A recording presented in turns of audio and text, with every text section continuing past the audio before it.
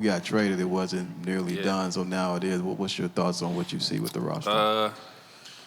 I just made a joke over there. I think I'm one of the longest tenured guys on the team now.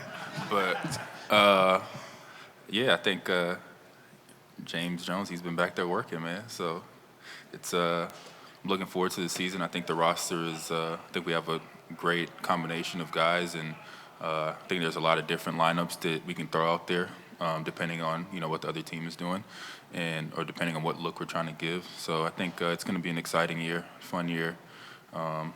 Yeah, just looking forward to getting to know everybody. Another thing I had was your skill set. Can you just explain it to the person who hasn't seen you play and how that correlates with the roster now that you see it? Yeah, I think just being versatile and being able to play multiple positions and kind of do whatever is needed of me. I think it's going to fit perfectly with what we're trying to do here this season and what it's going to take to win. So, yeah.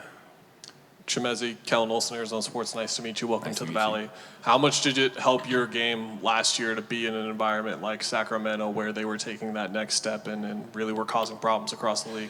Yeah, it was great for me just to kind of be on a team that was doing so well and seeing what it took to get there. And yeah, I think it's going to be great for me just to take what I've learned from there and bring it here. Yeah, Sacramento last year it was great, man. It was definitely a fun environment to be in. I'm looking forward to this season and seeing how that can translate for me here. Hey, Chimezie, Gerald Bourget, nice to meet you. Nice to meet you. I'm just curious, obviously you mentioned kind of the versatility and being able to do whatever the coaches ask of you. Yeah. Do you have a preference in terms of playing the 4 versus the 5, or is it just kind of... Nah, man, I just want to be on the floor. I don't really care. And I also wanted to ask, what was your experience like playing for Team Nigeria? Obviously, you've represented the country before, but I know you had sent out some tweets as well, so I was just curious about that. Yeah, no, it's always great to represent Nigeria. It's funny you asked that because yesterday was our Independence Day.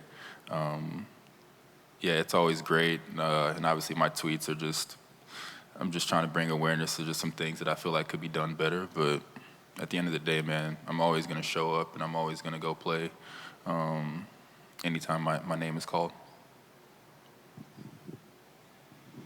Hey, Chimezie, Trevor Booth with Clutch Points. How much did your time at USC play a role just on your basketball career and overall, and what are your expectations for this year's team? Sorry, can you repeat that?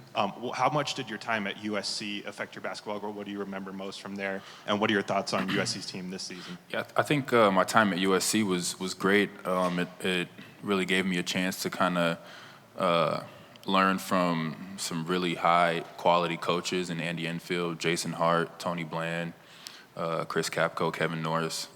So I think learning from those guys and taking what they've taught me and bringing it here to the NBA, and I think it also gave me a chance to really work on my game, and it gave me a chance to kind of learn how to work out and what kind of stuff I need to be working on in order to be a sustainable player at this level. And a lot of that I give credit to Jason Hart, he's the head coach of the G League Ignite now. We really worked a lot together. He recruited me there, so I was there with him a lot. Yeah, we used to 6 a.m. early mornings, like he was in the gym with me. So yeah, man, it was a great time for various reasons, maybe not just basketball, but yeah, no, I'm kidding. But yeah, it was a great time, man. Shane Young with Ford Sports. Playing in the Western Conference, what are your impressions of Booker going against him, his team throughout the years, and what excites you about playing alongside him now? Yeah, I think being in the Western Conference for the last couple of years, just seeing him grow as a player it's been pretty remarkable. And one thing that I can say about him compared to some other superstars around the league, I feel like he's a guy that brings it every night. He's trying to win. He's competing, and yeah, to be on the same team as him now, it's gonna be great. Just kind of just feeding off that fire and off that energy that he's bringing. It's going to be great. Dana Scott from Arizona Republic. Welcome to Valley. Thank you. Notice you're from Lagos, Nigeria. Do you have a relationship or friendship with Hakeem Olajuwon, who's also from Lagos? I do not. I've actually been trying to get in touch with him. If you guys, if anybody knows or has his number, let me know. I heard he was charging like what, $50K for a workout, but yeah, hopefully he don't charge me that much just for a phone call. But yeah, man, I've been trying to get in touch with him. I think we're past those days of long distance, charges. Yeah. Chimezie, this is Dave King with SB Nation. Can you take us through free agency this summer? The Suns, you're one of the guys that the Suns signed within minutes of the opening bell of free agency. Tell us how that interaction went, how they reached out to you, and what convinced you to decide so quickly.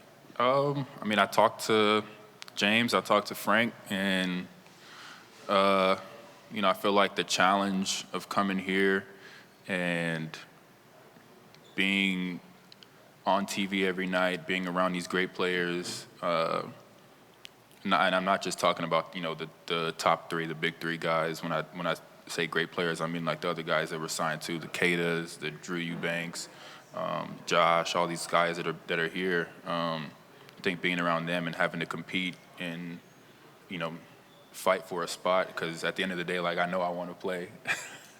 Speaking to Josh, so